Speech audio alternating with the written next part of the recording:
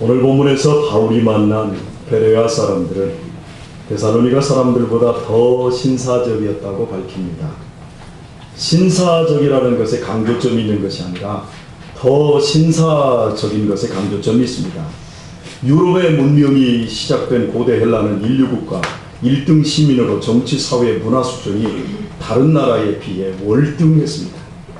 헬라에 속한 모든 도시들은 민주주의에 꽂힌 시민 정치를 하는 신사적인 사람들이었습니다. 그렇다면 데살로니가나 베레아 사람들 모두가 신사적일진데 성경이 굳이 베레아인들을 더 신사적이라고 하는 것일까요? 여러분은 오늘 성경을 개역 개정 성경을 읽으셔서 이 신사적이라는 말의 표현을 지금 생뚱맞게 이게 뭔 소린가 하고 있습니다. 그래서 제가 17장 11절을 한글 개역 성경으로 그대로 읽어드리겠습니다. 베레아 사람은 데살로니가에 있는 사람보다 더 신사적이어서 간절한 마음으로 말씀을 받고 이것이 그러한가 하여 날마다 성경을 상고함으로 이렇습니다. 고결하다라고 번역을 했는데 개역 성경은 신사적이다 이렇게 번역을 했습니다. 맞습니다. 신사적이라는 단어나 고결하다라는 단어로 번역된 유게네스는 이렇게 번역될 수 있습니다. 그리고 이 단어가 누가복음 19장 12절에서는 귀인으로 번역이 되었고 고린도전서 1장 26절에서는 문벌 좋은 자라고 번역이 되었습니다. 이렇게 용례를 비교해 보면 신사적으로 번역된 유게네스는 후천적으로 만들어진 교양적인 신사가 아닌 선천적인 신사입니다. 인구 40만의 행정 수도인 데살로니가 마케도니아에서 가장 큰 도시입니다. 이 시민들보다 여기서부터 80km 떨어져 있는 작은 어촌인 베레아 사람들이 교육이나 문화 면에서 더 신사적일 수는 없습니다. 왜냐하면 사람을 교양 있게 하는 대부분의 기관들은 모두 도시, 그것도 대도시에 위치해 있기 때문입니다. 그러므로 더 신사적이라는 뜻은 후천적 교육으로 인한 교양을 지적하는 것이 아닌 천성적으로 고결하다, 말 그대로 심성이 좋다라는 뜻을 의미하고 있는 것입니다. 예를 들면 이렇습니다. 선천적으로 술을 못 먹는 사람들이 있습니다. 한 잔만 먹어도 빨개지고 어지러운 체질이 있습니다. 나는 분위기를 생각해서 먹어줘야 되겠는데 도저히 먹을 수가 없는 분들이 있습니다. 먹는 것 자체가 이런 분들은 곤욕입니다. 타고난 것입니다. 제 고등학교의 선생님이 바로 이런 분이십니다. 절대 술을 마실 수가 없습니다. 반면에 술을 아무리 먹어도 맹물 마신 듯 하는 분이 있지요. 그것도 사실은 타고난 것입니다. 후천적으로 길러지는 것이 아닙니다. 오늘 본문에서 더 신사적이라고 할 때 이는 복음의 말씀을 받는 태도가 선천적으로 고결하다라는 것입니다. 이렇게 사용되었습니다. 데살로니가인들이나 베레아인들 모두 백지 상태에서 아무것도 모르는 상태에서 복음을 접했는데 베레아인들은 간절함으로 말씀을 받았습니다. 데살로니가 사람들이 말씀을 배척하는 것이 아닙니다. 그들도 받았습니다.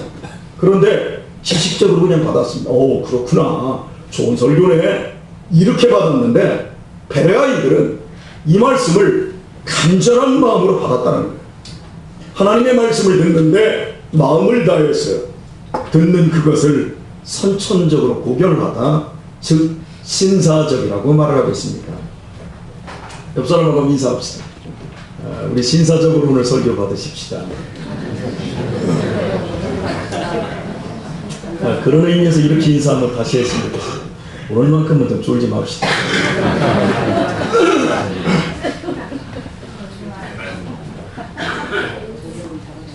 목사가 되어서 오래 설교를 하다 보니 설교를 듣는 교인들이 세 유형이 있다고 판단이 되어집니다. 여러분은 어느 쪽에 속해 있나 한번 보십시오. 첫째는 모래시계입니다. 설교를 듣기는 듣습니다. 남김없이 그 자리에서 다 흘려보내고 마는 타입이 있습니다.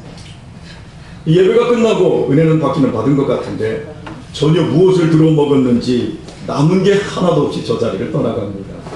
웃는 분들은 참 위험하신 분들이지요.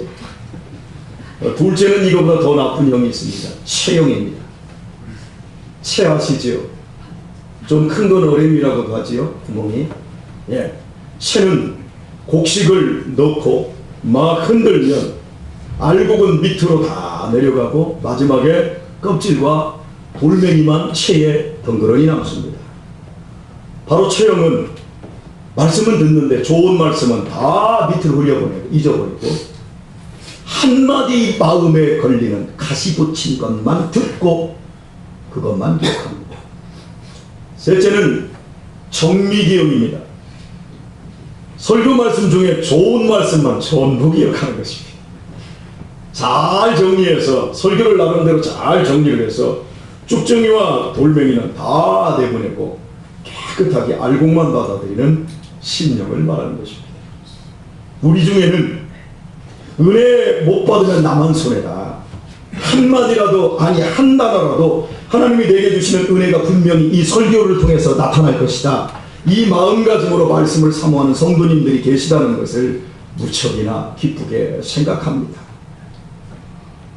정미기형의 사람들은 천성적으로 좋은 체질을 가졌기에 신앙이 잘 성장하고 신사적이고 고결한 삶을 살게 됩니다.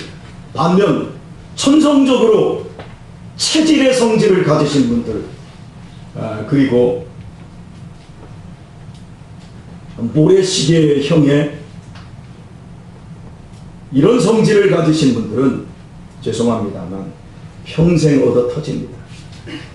그 평생 땅 고르기만 하다가 끝이 납니다. 돌짝밭에서는 뿌리를 못 내리고 가시밭에서는 말라 죽기에 복음을 뿌리면 뿌릴수록 손해가 납니다. 그래서 하나님께서는 돌짝 같고 가시밭 같은 마음 그대로를 전혀 쓰지 않고 오직 그 마음을 옥토를 만드신 후에야 쓰십니다. 그래서 하나님은 결코 손해를 보지 않습니다. 일단 마음의 밭이 처음에 타고났을 때 가시밭이나 이런 돌짝밭 같고 그래서도 이걸 옥토로 만들어서 천국 복음이 뿌려지면 결국에는 30배, 60배, 100배의 열매를 맺게 해 주시겠다고 약속하고 있습니다. 그러므로 우리의 신앙생활에 있어서 내 마음을 늘 살펴서 가시는 쳐내고 돌은 골라내고 땅은 깊게 갈아 옥토로 가꿔가는 것이 매우 중요합니다. 그러나 안타깝게도 믿는 사람 중에는 자신의 마음을 옥토로 가꾸지 않고 그냥 황무지로 버려두는 분들이 너무나 많습니다. 마음이 가시와 돌로 가득합니다.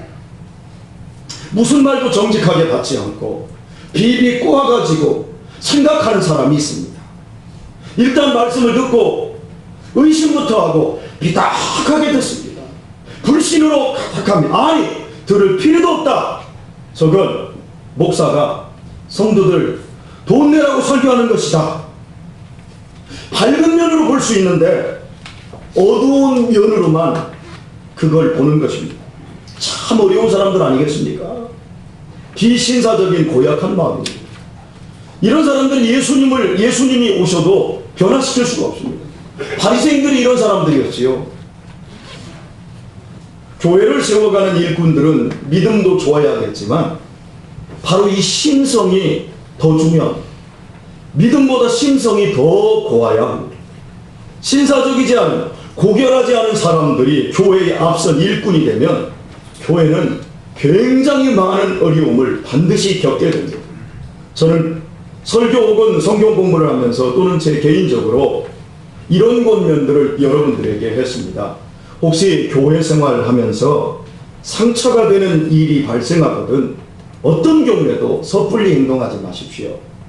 이 교회를 책임진 목사로서 목사가 그것을 확인해 주기까지 혹은 내 눈과 귀로 사실관계, 인과관계, 진위를 확인하기 전까지 절대 시험 들지 마십시오. 제발 부탁드립니다. 제가 이렇게 여러분들에게 누누이 말씀을 드립니다. 이렇게 제가 권면하면 교회의 어려움은 모두 서로를 알지 못하는 오해들에서 기인되기 때문입니다. 그래서 말의 의도와 진심을 확인하면 성도들의 마음은 그냥 마음이 아니라 성령께서 감동해 주시는 마음이기에 다 해결될 수 있게 됩니다. 그런데 이걸 일을 걸쳐버리면 그때는 정말 어려워지죠. 이런 이유로 내문과 귀로 진리를 확인하거나 목사가 확인해 주기까지 절대 시험 들지 말고 그 시험을 유보하라고 제가 말씀을 드리는 것입니다. 이 과정 없이 혼자 북치고 장구치다 보면 결국 소설 한 권을 쓰면서 불의의 병기로 전락되어 본인은 물론 교회를 크게 힘들게 만들게 되지요. 한 대형교회 목사님께서 다른 대형교회에 말씀을 전하러 가서 물으셨습니다. 2,000명 정도가 운집을 했는데 묻기를 이렇게 물었습니다. 여러분, 교회에서 상처받은 경험이 있는 사람 손 들어보세요. 그러자 거의가 손을 들더랍니다. 다시 두 번째 질문을 던지길, 여러분 중에 다른 사람에게 상처 주신 분 손 들어보세요. 결과가 어땠을까요? 단 한 명도 손드는 사람이 없더랍니다. 여러분, 이상하지 않습니까? 아무도 상처를 준 적이 없는데 거의 모든 교인 2,000명이 상처를 받았다는 거예요. 그렇다면 물어보는 목사님, 그분은 손을 거수를 안 했으니까 그 교회 성도들은 2,000명 모두가 목사님에게 상처를 받은 것일까요? 그런 경우도 있을 수 있지만 분명히 다는 아닐 것입니다. 목사의 과욕과 오만으로 인해 교회의 갈등과 고통을 유발시키며 이것이 큰 상처가 될 수 있습니다. 특히 목사의 설교로 인해 상처를 받는 것이 사실입니다. 우리가 알아야 될 것은 이렇습니다. 목사의 설교는 위로적인 측면이 있지만 수술적인 측면이 더 강합니다. 위로는 여러분이 말씀을 읽다가 혼자 위로를 받으시면 됩니다. 그러나 설교는 날선건보다 예리하여 혼과 영과 관절과 골수까지 쪼개는 것이 하나님의 말씀이기에 이런 말씀들은 우리는 사실 내가 혼자 성경을 읽을 때는 안 읽습니다. 아니, 읽어도 이 말은 우리 김 집사님이 읽어야 되겠는데 이러고 말지 자기에게 적용을 안 합니다. 그런데 설교는 그냥 갖다가 때려 눕히고 배를 가르거든요. 하나님의 말씀은 살았고 운동력이 있고 날선 검보다 예리하여 혼과 영과 관절과 골수가 찔러 쪼개지는 시간이 설교이기에 그 설교로 인한 아픔이 깊을수록 내 영적인 죄악의 병이 그만큼 더 깊고 나도 모르는 그 암과 같은 그 병으로 인하여 하나님께서 나를 살리시려는 크신 사랑이라는 것을 알고 더 감사로 그 말씀을 받으면 복입니다. 이런 영적 수술과는 상관없이 목사의 비신사적인 설교 언어와 예화로 인해서 상처를 받을 수 있습니다.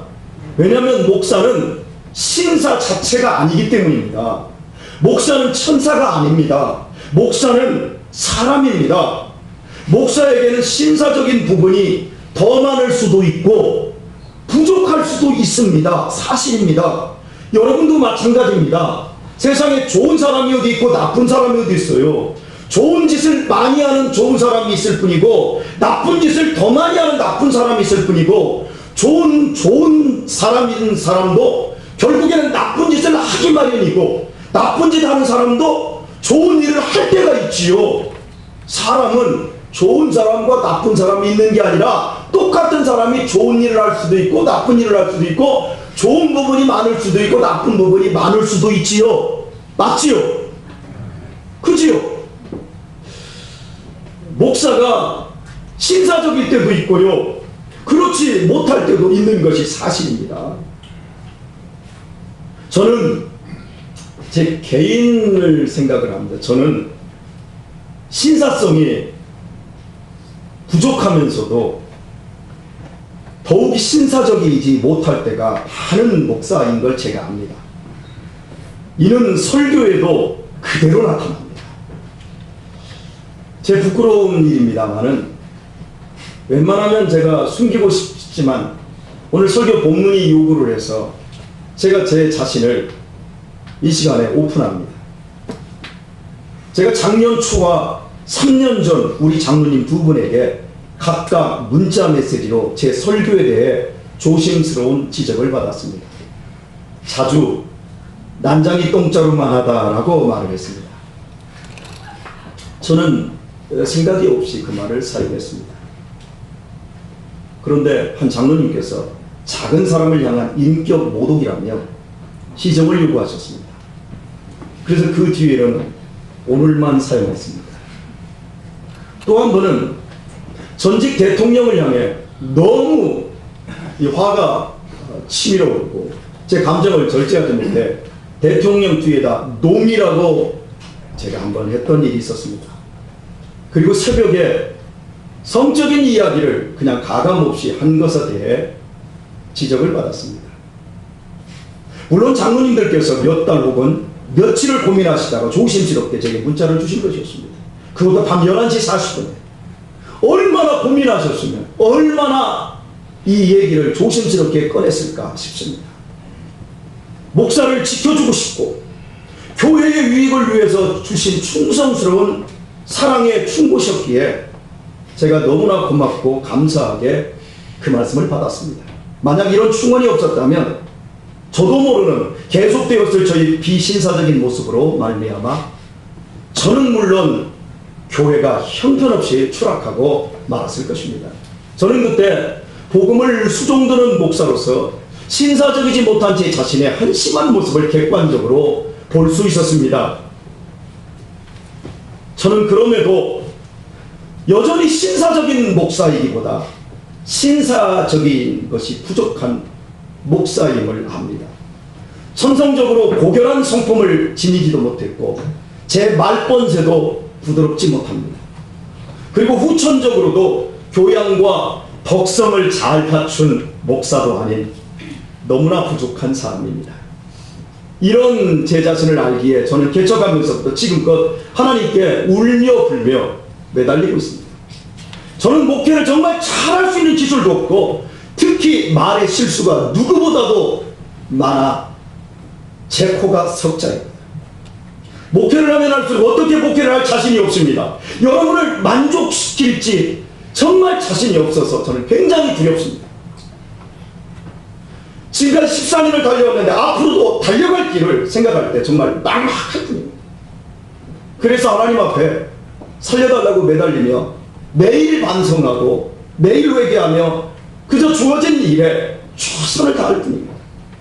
저는 오직 제게 능력 주시는 하나님 안에서 아버지 하나님의 힘으로 모든 것을 하고 있을 뿐입니다. 지금까지 저는 이렇게 목회하면서 하나님이 얼마나 선하신 분이신지를 맛보고 있습니다.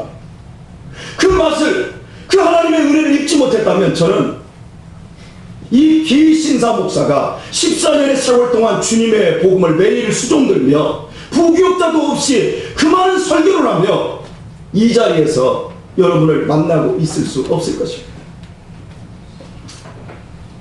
저의 신사적이지 못한 부족한 부분으로 여러분 절대 시험 들지 마십시오. 더 많이 고쳐나가겠습니다. 그런데요 여러분 역시 여러분의 마음의 밭을 항상 살피십시오. 잡석이 뒹굴고 가시가 우거진 마음이라면 빨리 옥토로 개간하십시오. 그리하여 제 설교를 통해 다하는 은혜를 못 받는다 할지라도 한 문장 한 단어를 통해서라도 은혜를 받도록 하십시오. 한 방울의 은혜만이라도 하나님의 복음만이라도 여러분의 마음으로 받을 수 있다면 그것이 여러분의 인생을 복되게 하며 운명을 바꿀 줄 믿습니다. 우리는 우리 주 예수 그리스도 안에서 고결한 사람, 즉 신사적인 사람들로 변화되어야 합니다. 그리하여 베레아 교인들처럼 고결한 마음밭에 복음이 심겨져 최소 30배, 60배, 더 많게는 100배 이상으로 그 복의 열매를 거두시는 신사적인 성도들이 되기를 축원합니다. 베레아인들은 말씀을 간절한 마음으로 받는 것으로 그치지 않고 과연 그런가 하여 날마다 성경을 상고하였다고 밝히고 있습니다. 여기서 상고하다로 번역된 헬라어 아나크리노는 탐색하다, 신문하다, 심사하다, 조사하다라는 의미로 깊은 생각으로만 현실화될 수 있는 단어들을 의미합니다. 신사적인 베레아인들이 깊은 생각으로 아나크리노한 성경은 구약성경이었습니다. 당시에는 아직도 신약성경이 기록되지 않았기 때문입니다. 그럼 구약성경에서 무엇을 깊이 상고했을까요? 구약 39권은 천지 만물을 창조하신 삼라만상의 주인이신 삼위일체 하나님의 이야기로 시작합니다. 내가 주인이다.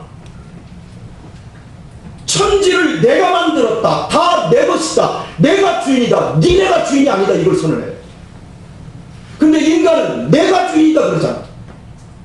예, 하나님은 내가 주인이다. 내가 만들었다. 내 것이다 라고 말을 해놓고 이어서 하나님의 최고의 피조물인 인간이 하나님을 어떻게 반역했고 그 죄로 인한 타락의 실상과 그럼에도 한 사람을 택하시고 더 나아가 한 민족을 택하여 구원하시는 여정을 통해 결코 인간을 포기치 않으시는 하나님의 큰 사랑을 보여주십니다. 이 과정에서 하나님의 사랑을 입었지만 하나님과 그 말씀을 외면함으로 스스로 망하는 수많은 이스라엘 백성들의 어리석은 역사와 아주 소수이지만 하나님과 그 말씀을 사랑함으로 복을 받아 아름다운 인생을 산 사람들의 신사적인 역사가 펼쳐집니다. 결국 하나님께서 직접 인간의 몸을 입고 역사 속에 뛰어들어 인간을 구원하시겠다라는 메시아를 약속해 주는 것으로 구약성경이 맞춰집니다. 그러므로 구약성경의 큰 주제는 인간을 죄에서 구원하러 그리스도가 오신다라는 약속이라고 할 수 있습니다. 베레아 사람들이 날마다 성경을 깊이 생각한 것은 단순히 지적 호기심이나 신학적 흥미를 충족시키기 위함이 아니었습니다. 바울이 전하는 인간의 죄값을 대신 치르시기 위해 반드시 죽어야만 했고 또 인간을 영원히 살리려 죽은 자 가운데서 반드시 살아나셔야만 했다는 나사렛 예수가 과연 구약 성경이 예언한 구원자인지 확인하기 위하여 그들은 성경을 날마다 상고한 것입니다. 로마 황제의 왕궁이 아니라 외양간 부유에서 태어나 로마 제국 변방 중에 변방인 갈릴리 빈민들과 어울려 살았던 나사렛 예수가 구약 성경이 증거하는 여호와 하나님의 독생자가 맞는지 확인하려 날마다 성경을 상고한 것입니다. 이와 같이 성경을 탐색한 베레아인들은 결국 예수님이 구약 성경에 예언된 구주이심을 확인할 수 있었을 것입니다. 그리고 그들은 감격했을 것입니다. 그러나 그것으로 끝이 아니었습니다. 깨달은 것으로 끝이 아니었습니다. 성경을 상고하면 단순히 진리에 대한 호기심을 만족시키는 데 있지 않습니다. 깨달음은 완성이 아닌 이제 시작이기 때문입니다. 깨달음은 삶으로 나가는 시작입니다. 예수님께서 구약 성경에 약속된 그리스도이심을 확인하는 이유는 오직 그 예수님을 쫓아 살기 위함입니다. 그러므로 마음이 고결한 성도는 반드시 깨달은 진리의 말씀을 붙들고 더욱 주님을 따라감으로 신사적인 사람들로 성숙해져 갈 수밖에 없습니다. 이제 눈을 뜨십시오. 성경을 주의할 때는 주무시는데 예화를 할 때는 눈을 뜨시더라고요. 이제 예화를 하겠습니다. 지난 석가탄신일이 수요일이었습니다. 오전 수요 예배가 끝나고 저희 입양 모임에 한 입양 가족에게 저녁 식사 초청을 받아 갔다 왔습니다. 올해 나이 50세인 남자 집사님은 1m 84cm의 훤칠한 키에 몸매도 총각입니다. 아주 막 짙은 눈썹과 오똑한 콧날과 깨끗한 얼굴로 행동이 단정하고 깍듯하여 같은 남자인 제가 보기에도 무척이나 부러운 외모와 교양을 갖춘 신사입니다. 집은 용인 시내에서 포곡 쪽으로 20분 떨어진 깊은 산골짜기 전원주택지 제일 끝지점에 자리에 있는데 독일식의 4층 집이었습니다. 외벽은 모두 목재를 덧대어 운치와 고풍이 묻어나고 1층은 자동차 2대를 주차하는 차고였고, 한편으로는 그 집사님이 손재주가 좋아서 목공일, 기계 같은 걸 고치고 이런 것들을 하는 이 공구실이 또 따로 있었어요. 그리고 이제 2층 실내는 삼면이 빛과 바람이 잘 들어오는 넓은 발코니로 둘러싸인 큰 창문이 달린 이 거실과, 이 거실 안쪽에는 고풍스러운 벽난로가 있는데, 그 벽난로는 그 유럽식, 이게 유리로 딱 닫았다 여는 이런 있잖아요. 그죠? 못 봤지요? 있어요. 예. 이런 고풍스러운 벽난로가 딱 있고, 유럽식의 세련된 주방이 딱 갖춰져 있고, 그리고 주방 옆쪽으로 10명이 앉을 넓은 식탁이 갖추어진 식당방이 따로 있고, 또 가족이 함께 놀 수 있는 놀이방이 갖추어져 있어서 꼭 스위스나 독일이나 오스트리아의 호텔에 와 있는 느낌이었습니다. 모든 벽면과 구석에는 책꽂이의 책들로 가득했습니다. 텔레비전이 없어요. 심지어 3층과 4층으로 오르는 계단 양면 모두가 다 책꽂이에요. 집 전체가 도서관이라 할 만큼 책이 많았는데, 전시용 이 책 이런 게 아니고 구독용의 모두 양서들이었고, 모두 시꺼멓게 손때가 묻어있는 책들이었어요. 3층은 4개의 방 모두가 침실이었고, 벽면은 편백나무였고, 방마다 책이 가득가득했어요. 그리고 4층이 드디어 서재였습니다. 책도 책이려니와 산과 하늘이 다 보이는 이 동쪽과 서쪽으로 창문이 크게 있는데, 그 창문으로 하늘과 숲이 다 들어오는 거예요. 이 앞쪽으로 저 멀리까지 시야가 다 들어오는 거예요. 그리고 그 앞에 책상이 이거보다도 큰 이 2개만한 책상이 쫙 양쪽으로 딱 있습니다. 이야, 제가 그거 보니까요, 공부하고 싶은 마음이 그냥 저절로 생기더라고요. 그날 초청받은 가족은 저희를 포함 4가족 20명이었고, 그 집 식구까지 27명이었습니다. 그네가 매여진 잔디밭에 이 뒤에 산책길로 연결되는 이 산으로 연결되는 이 넓은 이 잔디밭에 저 푸른 초원이 이게 있잖아요. 이런 노래. 예. 그네가 매여진 정원에서 이 집사님 부부의 섬김으로 바베큐 파티를 성대하게 하며 하나 행복한 시간을 가졌습니다. 물 먹고 하겠어요. 에어컨을 켜놔가지고요. 네, 켜놓으십시오.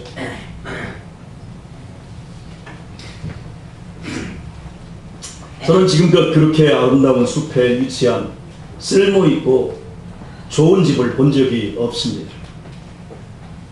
저렇게 살면 좋겠다는 부러운 마음을 처음 가져봤습니다. 저는 누구를 부러워하지 않고 제 자신이 참 자랑스러운데, 그것은 부럽더라고요. 제가 이렇게 여러분에게 말씀드리면 여러분의 길을 팍팍 죽이려 하는 게 아닙니다. 금수저로 태어나지 못한 사람들에게 자괴감을 주려고 이 말을 하고 있는 것이 아니라, 오히려 용기를 주고 싶어서 이 예화를 쓰고 있습니다. 집주인이신 집사님은 부모님께 많은 재산을 물려받은 금수저가 아닙니다.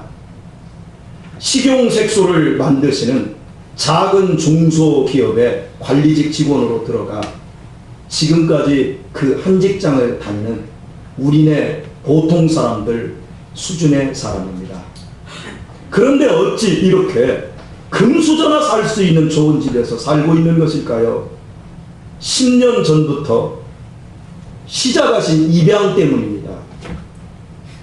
2 아이를 낳고, 큰아이가 우리 하영이 동갑인데요, 2 아이를 낳고 셋을 입양하여 키우다 보니 7 식구가 아파트에서 살 수가 없어서 안양, 수원, 병점, 용인으로 이사를 수없이 다니며 가진 돈에 맞는 단독주택을 찾아 고단하게 살다가 현재의 집에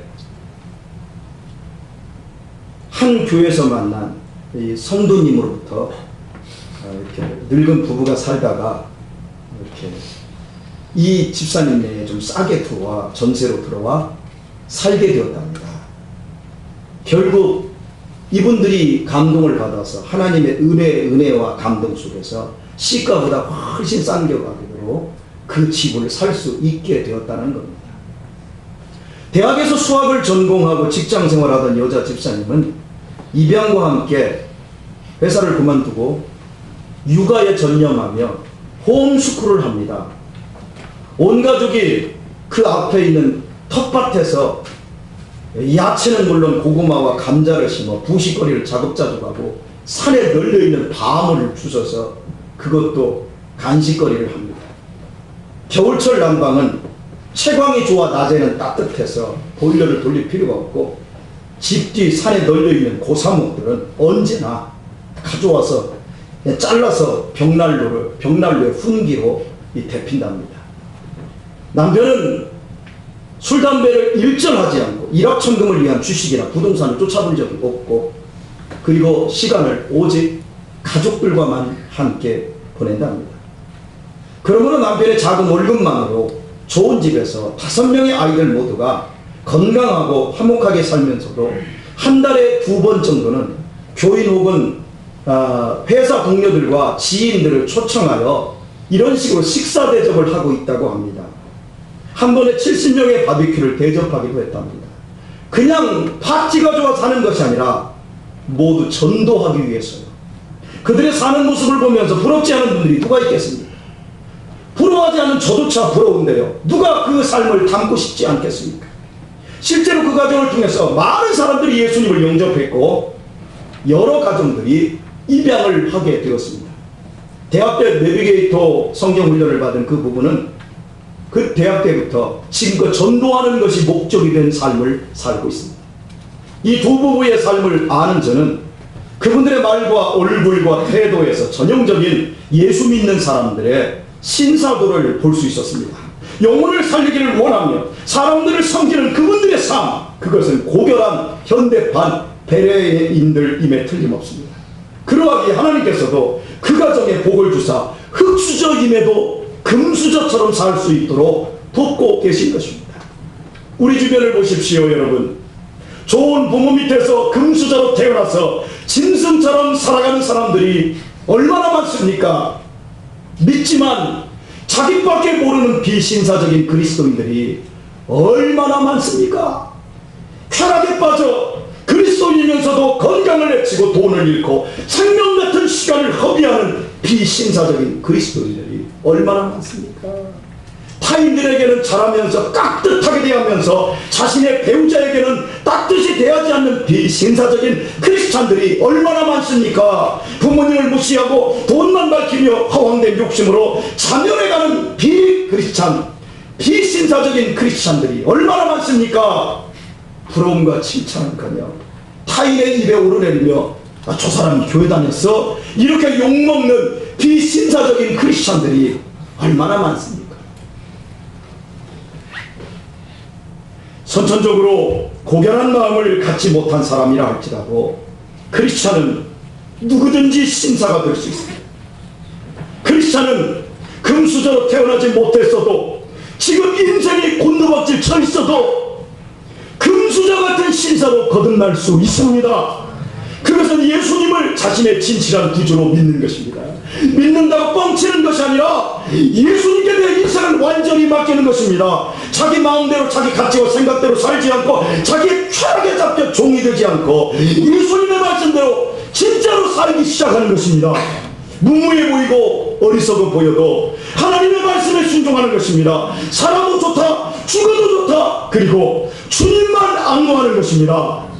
계속적으로 마음에서 돌과 가시를 골라내고 마음을 깊이 갈아엎고 복음의 씨를 뿌리고 그것들을 가꾸는 것입니다. 그리할 때 우리도 어떤 환경에서도 고결한 마음을 가진 하나님께서 복 주실 수밖에 없는 사람이 될 수 있는 것입니다. 저는 그렇게 살 수 있다고 믿습니다. 새 사람이 되는 것은 좋은 집이 주어져서 새로워지는 것이 아닙니다.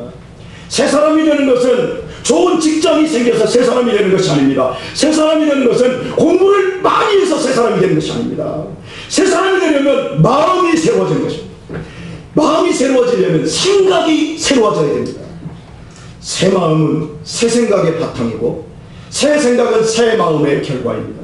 생각이 새로워지면 언행이 새로워집니다. 언행이 새로워지면 결과적으로 그 사람이 맞는 시간이 그의 삶 속에서 새롭게 엮어지지 않을 수가 없습니다. 문제는 생각이 안 바뀌니까 마음도 안 바뀌고 삶도 바뀌지 않고 마지막 세상 떠날 때 정말 복수만 딱 차올라서 마지막에 크리스찬들이 벌벌벌 떨면서 목사님 어떻게 그러면 그때서 손잡고 그때서야 마음 고르기 딱 하고 가버린다. 여러분 저는 이런 사람들을 보면 너무 안타깝습니다. 옥토에 뿌려진 천국 구름은 최소 30배에서 시작합니다. 그만큼 풍성하지요. 돼지는 자신의 눈높이에서 15도 높이만 볼 수 있을 정도로 이 목이 고정되어 있다고 스타킹인가요? 뭐 어디 연예 프로에서 나왔다고 하더라고요. 15도 윗밖에 못 본답니다. 그리하여 눈앞의 먹이는 그 어떤 동물보다 잘 보는 반면에 평생 하늘을 한 번도 쳐다볼 수가 없다고 하지요. 더 많이 먹기 위해 쏟아지는 먹이만 볼 뿐, 뭐 그 먹이를 주는 주인의 얼굴을 못 본다는 거예요. 그리하여 주인을 향해 꼬리 한번 치지 않고 감사 표현 한번 못하는 거예요. 그러니 그 주인과 깊어질 수가 없지요. 개나 고양이처럼 꼬리치고 막 핥고 막 퍼포먼스 하면 막 주인 앞에 온갖 재롱을 떠는 이런 개나 고양이들은 반려동물로 승격되어 그 주인 집에서 안방에서 안방 딱 차지하고 살고 있지만 돼지만이 옛날부터 지금까지 영원히 삼겹살 신세를 그래서 못 면하고 있는 거예요. 예수 믿는 사람들이 이 땅에서 살아가면서 하나님과 눈을 맞출 생각을 안 해요. 믿는다 그러는 게 다 지식이에요. 하나님의 말씀을 듣는 것은 눈을 들어 천지를 창조하신 나를 구원하신 하나님을 쳐다보는 것과 같습니다. 저는 이 시간 여러분의 믿음의 눈이 하나님께로 향해 올라갈 수 있기를 바랍니다. 성령께서 여러분 마음에 신사적인 그리스도인이 될 수 있는 믿음을 불러일으켜 주시기를 축원합니다. 귀로 만졌던 성경의 하나님이 드디어 여러분의 하나님으로 여러분의 아버지로 확인될 수 있기를 바랍니다. 그리하여 하나님 아버지의 고결한 성품이 여러분의 마음에 흐르러 하늘의 신사로 거듭난 삶을 살 수 있기를 바라며 지금껏 신사답게 살았다면 더더욱 신사다워지기를 축복합니다. 아멘. 여러분 마지막에 우리 어르신들 어떻게 죽고 싶습니까? 천박하게 살다가 천박하게 죽고 싶습니까? 아니면 고결하게 살다가 고결하게 죽을 것입니까? 왜 죽냐고 또 묻습니까? 예, 제가 사생입니다.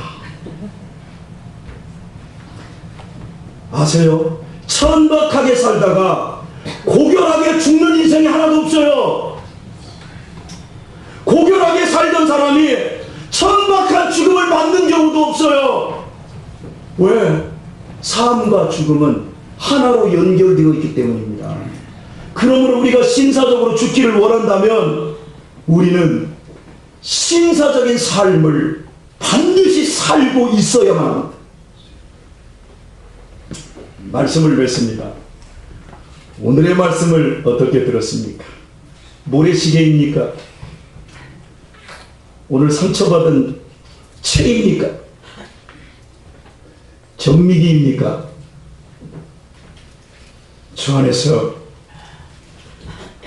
사랑하는 교회 여러분, 인생은 딱 한 번. 우리가 주인이 아닙니다.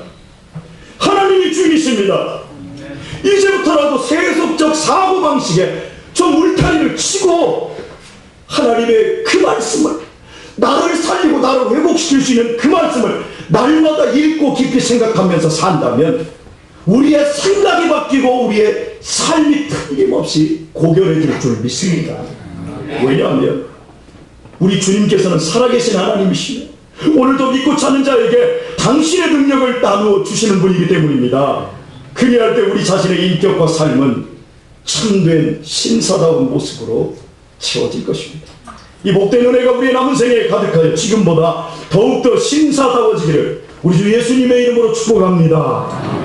기도합니다.